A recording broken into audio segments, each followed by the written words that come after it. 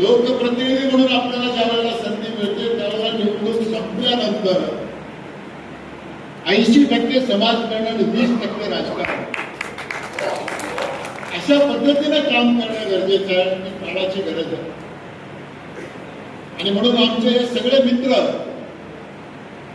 आमच्या एका खासदार मित्रांनी या ठिकाणी उल्लेख केला की हे जागतिक मैत्रीचा दिवस आहे. मला वाटतं कुंड वकील साहेबांनी चांगले दिवस निवडले, मैत्रीचा दिवस.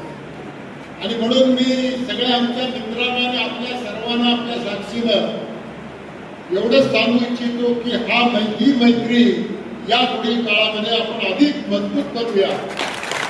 मी आपल्याला ठिकाणी सांगू इच्छितो. कारण ही मैत्री लोकांच्यासाठी आहे, जनतेच्या सेवेसाठी, संस्थात्मक राजकारण समाजकारण करण्यासाठी आणि लोकांच्या हितासाठी. आणि म्हणून मला एवढंच सांगायचं आहे की या पुढील काळामध्ये या सगळ्या गोष्टीच्या, या सगळ्या विचाराला आपण मंडळीने सुद्धा समर्थन देणं, सहकार्य करणं आणि या सगळ्या चांगल्या कामामध्ये आपल्या सर्वांचा सहभाग वाढवणं आणि सहकार्य करणं हे सुद्धा अतिशय महत्वाचं आहे.